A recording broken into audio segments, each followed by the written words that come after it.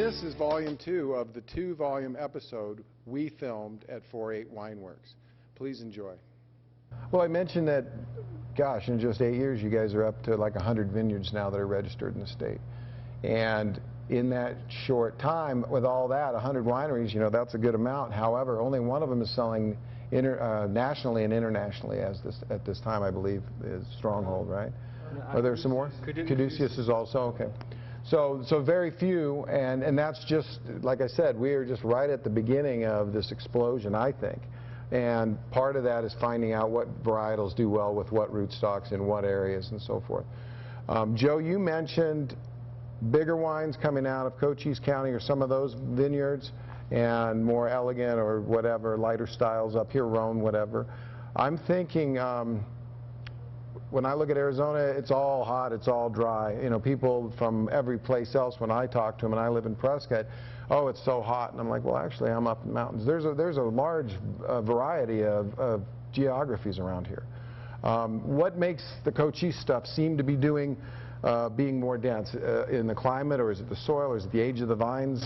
I think a lot of Arizona wine has to do with elevation and actually more cool climate influence than people would expect. All of us are up in the mountains. We're up, you know, above 3,500 feet. There are vineyards a mile high here in Arizona. So we've got elevation and more cool climate influence than you might expect. So up here, we get a lot of cool air draining down Oak Creek Canyon. So the people on Page Springs Road along Oak Creek and down near Alcantara as well, they just see a lot more cold air drainage. I think you just get a little more softness and, you know, just a lighter wine. It's not necessarily, I think that's a good thing in many ways, but it's certainly not as concentrated, I think, as Wilcox is. And we, Page Springs a long time ago had a few Grenache vines planted there, and the Grenache from that little spot that we were able to harvest a couple of years was so vastly different from the Grenache down south. And it just had this really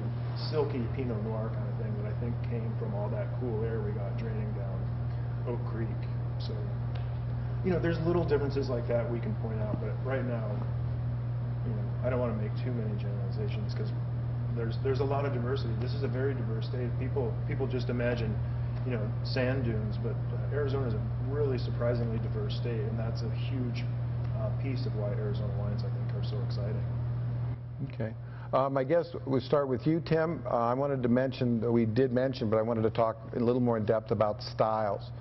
How would you characterize your favorite style, I guess your passion style? I'm not sure I have one. Yeah, I mean, kind of following from what Joe just said, I mean, this is a pretty, I think our wines, and it differs from Elgin, Sonoyta to Wilcox to northern Arizona, but I mean, I think mostly the character associated with these wines is indicative of the extremes of, you know, the climate, the elevation, the temperature shifts, the soils, but in terms of style, like straight out style, I don't really think I have a favorite, and it changes often. And I'm such a fan of what everybody else is doing too. I love their wines. I think they're very different stylistically, but they're both extremely talented winemakers, and I love the way they express the wines that they make. I don't know. That's a hard question, actually. But I think that there's definitely stylistic differences. I think it would be impossible for there not to be. Even making wines from the same area, region, or even, you know, the same vineyard, there's just going to be stylistic differences based on the decisions that we all make, and the vision that we have for those wines that we're, you know, trying to help express from those places. So now, when you want to make a wine, do you have leases, or do you have something set up with certain vineyards, certain growers, or certain preferences that you utilize to determine how you're going to get your fruit? Well, again, going back to most of my time in Arizona has been as the winemaker at Arizona Stronghold, and we had 2 estate vineyards down in the Wilcox area. So those were owned by Arizona Stronghold, and we sourced those grapes. Most of the wines that I've made for my Inniquist project have come from California and will continue to. I like I like wines from different areas, and I have relationships, and I'm developing relationships with people in some of those areas that I'm really interested in. This new project that I'm working on with Revelation Wines, you know, we're gonna be sourcing wines from Colorado, New Mexico, Arizona, California, Oregon. So it's just kind of a smattering of just interesting vineyards, interesting growers. I forget where you were. No, I was just asking, you know what brought it up is actually, I've known Joe from before. I've known him for a while, and I notice in his wines, it's really neat. He's got a single vineyard from Merlot from Alcantara. He's got some stuff from New Mexico. He's got another wine from Cochise. So I'm kind of interested in the artistic style, or, hey, that region has this, what I want in this particular style I'm going to make. So that's pretty much what that's probably, and Joe can answer that about his wines, but I think that comes down to decisions that we make. You know, maybe there's a template in mind for a particular wine that we want to make, and what makes it, like, you know, wines from the Paso Robles area of California tend to be very red, fruit-driven, and kind of big and dense, versus like Lompoc or Santa Barbara, which have, you know, blue fruit overtones. I have a really good friend who was the previous manager at Arizona Stronghold, who's a vineyard manager in Southern Oregon now, and he wants to get me this Syrah that says is, you know, extremely spicy. And so you start to develop, you know, kind of ideas or templates around things like that and how they might make sense in any of our given projects. But in terms of just like strictly Arizona, I mean, Joe can answer that question about Chateau Tumbleweed wines. Okay. All right, Joe? So for me, I'm definitely an experimenter, and I kind of want to get out there and see what different people are doing and what's working for different people, and see different growers' approaches. So with Chateau Tumbleweed especially, I'm able to really poke around different vineyards, and in 2013 we sourced from 8 different vineyards. And so, you know, I try to have themes in my mind as we're looking for fruit, but I'm also looking for the most interesting varietal, the thing I want to play with the most, the thing that I think is going to be, you know, the most interesting from my perspective. So I think I'll continue to, you know, sample around from vineyards. I've even gotten fruit from Michael's vineyard. I hopefully can keep getting Cab Franc from Michael, because that stuff is so neat, and it's just fun to play around with different vineyards. And then you've got this huge palette to play around with when it comes blending time from different sites and different varietals, and you know, it's really for me an experimentation, and then you kind of start seeing what plays well together, and you start whittling it down. And some things stand out on their own, and they're the shining stars that get vineyard designated as that varietal, and some things work better as a blend, and it's just, you know, you kind of let the wine tell you where to go. But it's best to start out with the best fruit you can, and so right now I'm going to keep experimenting and always grab a little bit from here and there, but hopefully I can start whittling down some of my more trusted growers and have you know, slightly stronger relationships and more guaranteed fruit every year from a couple people who are starting to stick out for me. So. And that brings up a point that before we get to you and ask you about the same question, you were talking about different growers, and you get a lease, or you get a dedicated commitment from a grower to yourself for year in and year out. And in certain areas, it seems that there is some consistency. Even in small or boutique wines where you're not manipulating it too much, you're letting the, you know, the grapes speak, you still have some consistency. Do you see that in Arizona, or is it, because right now you're saying a lot of it's experimental, is it still a crapshoot for what you're going to get from year to year? You know, I think some varietals do well more consistently than others, and that certainly plays into it. If we have a bad monsoon year, there's a lot of things that really struggle due to too much moisture. If we have a frost year, you know, we can struggle to get enough white wines. But certainly I think there are growers who are really consistent. There are certain varietals among certain people who just every year are shining stars, and you know, so there's a little bit of everything to it. But I think every year we're learning more, we're experimenting more, and so I think every year the fruit's going to get better, more consistent. But we're always going to have those seasonal challenges. Sure. And the huge learning curve right now. Michael? And you? back to the question, I think we were talking about the varietals and the different areas and how they're affected and what you see in the fruit, where you like to get your fruit, or Well, you're going to have 80 acres here shortly, Sure. or yeah, 27 producing. for now, yeah. You know, I have 4 vintages right now, either in bottle or in barrel. All 4 vintages I source different fruit or worked with different things, so I'm still developing what anything I would say is a style or an approach. The last 2 years I was able to source fruit from our estate vineyard, so I'm starting to get to know those blocks, those varietals, where they like to be. My general approach is to just try and not screw it up. I mean, 4 years is not that long, so something I learned from Tim is, you know, don't try and force things. Let them have a life of their own. Stylistically, you don't need to hammer something with oak to make it great. You know, be intuitive.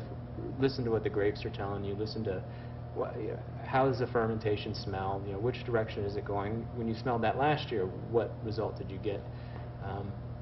So I'm still developing those things. My goal, though, is to try and be hands-off stylistically. Let the wine speak, the wine and the fruit speak for itself. Finally, you know, in the final product. Okay. Is that a good? Yeah, I don't know. That's great. That's great. So like I was saying, we have an opportunity that was afforded by Maynard and others to put forth an opportunity, I mean, a facility where people can come here and utilize their finances in other realms rather than having to have it all tied up in equipment and everything else. And just in this short time roundtable discussion, we're seeing this communication between completely independent people, completely different companies, wine styles, and they come together and they bounce off each other. And that is exactly what's needed for this industry in Arizona to move where I think it's going. And it's just, from when I first started coming here in the late 90s to now, it's just incredible, the wine, the difference in the quality of the wines. One of the things that we wanted to touch on, since they've been so gracious to give us their time and such, is talk about their brand and kind of what was the creative juice or the force that came up with that idea or that brand. Maybe something about the labels and something about the wines or the message or the style you're going after. Sure. You know, Saculum, I don't even know where it really started, because it wasn't an intentional thing. I was excited. In 2010, when I first started working at Arizona Stronghold, there was this opportunity. I was working in a cellar. I could bring in some fruit. And I didn't even think about it. I said, let's bring it in. Let's make some wine. So I actually had 2 vintages of California fruit. And I didn't know where it was going, so I kind of used this off the ball name and you know, kind of created some crazy labels. I designed all the labels myself. In the meantime, or since then, we purchased our family vineyard down south, and we really want to focus on that fruit, because my dad's the vineyard manager. He's actually down there. He's the vineyard foreman. Every day he's out in the field growing the fruit. So the fruit's very much a reflection of him. And we didn't think that that brand really focused on the vineyard specifically. So we want to have kind of a family brand. That's when Bodega Pierce came along. So Bodega Pierce will always be estate fruit, and we have a tasting room opening in May down in Wilcox on Kansas Settlement. So where they're going, I couldn't tell you. We're just kind of taking it 1 year at a time. We'd like to see distribution, hopefully, for Bodega Pierce in time, and then Saculum will kind of be special things when I kind of have a feeling just to do some kind of trial and error and make something special. Cool. I have a question for you about Bodega Pierce. How old are the vines? You said 3? No, the vines were first planted in 2005. Oh, good. Yeah, plantings in 2005, 2006, and 2007. And then every year that we've owned it from 2011, we've planted. And what are the predominant grapes? We have 15 different varietals. Wow. Yeah. I can name them all. Once again, Tempranillo, all the Rhone varietals around there. We have some Bordeaux we're really looking forward to. Viognier I was excited about this year. Sangiovese, we have 2 different clones coming up on Sangiovese and 3 different clones of Syrah. So once again, they all grow differently. It's kind of cool to see them in the different blocks. We have soil maps, and some of them thrive and have different shortcomings in different soils, and we're learning how to combat that and how to manage the soil and the water and the canopy management for each clone. So it's going to be exciting. Good. Well, I want to thank you again for your time. And if you're not aware of some of these, you can look them up. We're going to roll credits with everybody's name in the wineries at the end of the show. Because Michael is also involved in he's the director of enology at YC. He's got some meetings over at the college, and he's going to have to leave. So I'd like to thank him very much, and hopefully we'll see you down the road. I hope so too. Thank you. Thank you very much. We're talking about how they came about to develop and create their labels and the product line that they're selling right now. So, Joe? So I kind of talked a little bit about my history. Chateau Tumbleweed is actually a collaboration of 4 friends, my wife and 2 other husband-wife folks, Kim Quistinen and Jeff Hendricks, who work at Page Springs Cellars. And Kim does the accounting there, and Jeff is the vineyard manager there. And then along with my wife, who does sales for Maynard Keenan's, Caduceus, American Vineyards. She also is the shipping receiving manager. So we all kind of have our own different hats that we wear with other wineries, and so about 3 years ago we started sitting around the table together and scheming with a bunch of Arizona wines around the table and imagining how can we get into this.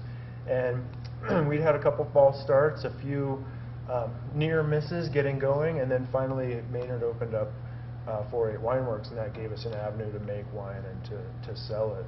And so it's been a really cool thing for us. We've got a really great team and a lot of talent, and I think there's a lot of potential for a Chateau Tumbleweed, and we're just trying to have a good time and not be too serious, but hopefully we're making wines that people can take seriously and see that they're kind of wine geek wines. I'm a definite wine geek, and they're not your everyday wines sometimes, but I think they're a lot of fun, and we're having a lot of fun with it, and I think Tumbleweed is going to do very well. How many wines do you have right now? We have 7 wines that we bottled in 2012, and we're working on 10 wines for 2013. We're actually about to bottle 2 whites and a rosé in a couple weeks. So you have rosé, you have whites, you have reds. I was looking at some of your labels. He has some of the greatest labels. Who's your artist? My wife does all the drawing, and then Jeff Hendricks, who's the vineyard manager at Page Springs, actually has a major in graphic design. So he does all the Illustrator and all the fancy computer stuff. So we have the talents go even beyond the wine stuff to being able to put these labels together by ourselves, pretty much. And that's great. Definitely that's really great. proud of the label. Yeah, they're great. They're fun. Tim? Yes. So Iniquus, which is just, again, it's a very side project of mine. Started in 2008, and kind of like Mike was explaining with Saculum, I didn't necessarily have like a clear direction for it. I just wanted to make wine. So I came up with that name, a few years before, and just kind of had the idea to work with artists that I appreciated their art. The one person that I've worked with is Raina Gentry, and she happened to be local at the time. And then I've worked with a few other artists who aren't local. But it was always important to me to just kind of have an art label with no words on the front. And it kind of went from there to, it felt like the whole feel of Iniquus should feel like an art project. Not necessarily trying to express wines from a particular place. It was more just template driven, just things that I wanted to do. Sangiovese or Syrah that, not necessarily the best examples of those things, but ways that I wanted to make them, and from vineyards that I thought were interesting, or maybe not like a lot of other Syrahs or Sangioveses. So that's kind of what Iniquus is, and probably it's headed that direction even more as time goes by. And my departure from Arizona Stronghold led me to kind of start looking at focusing more on Iniquus. But around that time, the three other partners that I was explaining earlier that I'm starting a wine brand with, Paula Woolsey, Lisa Rhodes, and Scott Havis. Sort of like Chateau Tumbleweed, it's kind of an island of misfit, toys kind of situation where all these people who have had previous jobs and professions doing things in and outside of the wine industry are coming together to kind of create this wine brand. And we happen to, be in a cool location in Old Town Cottonwood at the Old Baptist Church on First and Pima. So, the tasting room will be there. You'll be able to see all the production facility from the tasting room. There'll be like a glass wall that separates the two. And that's really Paula Woolsey being the salesperson, and we're going to have a slight national presence, and she'll be the salesperson. Lisa Rhodes will kind of manage the business. Scott Havis happens to be a graphic designer, and he will kind of design and market the business, and I'll make the wines. So it's kind of where my focuses are. Good. So I want to mention something I sometimes just forget. We throw words around here, and one of them has been Stronghold and Maynard. Maynard, as many people know, was the front man for a very popular and famous and successful band, Tool, and even internationally. And his success has been legendary, but what's funny is it's almost that legendary in the winemaking industry. When he came here not too long ago, he has made a big impact. And so when I talk about Maynard Keenan, we're talking about someone who started a winery.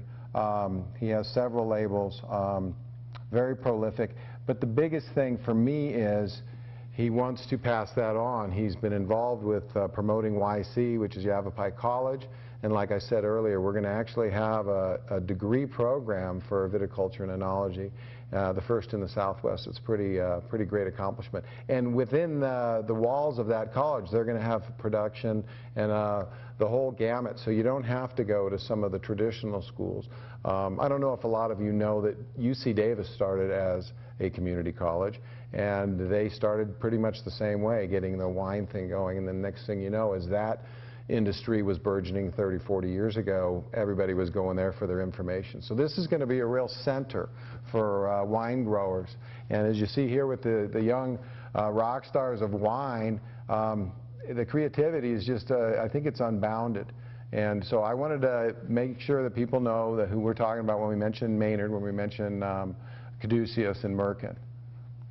And what I'd like to talk about now along those lines is some of the legislation that hopefully is going to remove some of the roadblocks.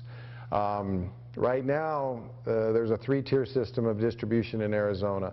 It's complicated, and in order to be a winemaker and to be able to sell your product or market it or even manufacture it, at different levels, there's all kinds of complicated things. And it's one of the most constrained legislative requirement and ordeals in all the 50 states. So some people here, including Joe, are working very hard to put forth some bills and get some laws passed to make it easier, to make it a little less complicated and like I said, easier for some creative talents to make and produce and sell their wines. So can you talk about the omnibus or the little bit about the legislation? Absolutely, yeah. The Arizona Wine Growers Association has been working for the last probably 9 months or so on a number of issues for the Arizona wine industry. Ours is just one small piece of that. They're also looking at off-site tasting rooms and a number of other issues in our wine laws that are 30 years old or something. In 2005 we did a small update to some of our wine laws, but we still have some pretty old laws on the books, and the laws basically look at wineries in that old brick and mortar kind of model, and that still exists, but there's a lot of other models that have come up in the last 30 years. So for our piece of that legislation, Chateau Tumbleweed was looking to get a license at 4-8 Wineworks Cooperative Winery, and we actually applied, and they sent the application back and said, no way, only one license per address, and Maynard already has a license on that address where he produces a small amount of his Merkin Vineyards label. So lo and behold, we're kind of in this gray area where, do we go and try to rent another facility and find some gray area in the law and try to satisfy the requirements in some way. And so instead of trying to find an end around, we thought we'd approach it and push this legislation. So really, it's a simple little adjustment in the law that would allow multiple wineries to be licensed at one address if they're participating in a federally recognized alternating proprietorship, which is the fancy legal word for a co-op winery. So things are looking really good. It's part of a huge piece of legislation. It's a liquor omnibus bill. I believe the number is Senate Bill 1397. It has passed the Senate. It's in the House right now. It passed its first read in committee. I believe it has another read in committee, and that committee is a handful of people, 5-7 people, and that bill's fate is in their hands right now. If it passes there, then the House, the whole House will vote on it, and if they pass it, then it's in Jan Brewer's hands. And hopefully this isn't too controversial of a bill. This is really about economic development and opening the doors for, you know, more wineries and more business. Yeah, absolutely. We hope that you guys have enjoyed this little table discussion. We certainly enjoy you guys. We know your time is valuable. You got so many different irons in the fire, like we said earlier. But I want to thank Joe. I want to thank Tim very much for being here. Make sure you stay tuned to other programs we're going to have on Act 13, and stay for the credits so you can get the information on how to contact these guys and also how to come by and try some of these wines or look into that YC Viticulture Enology program. Thank you very much for the time, and we'll see you down the road.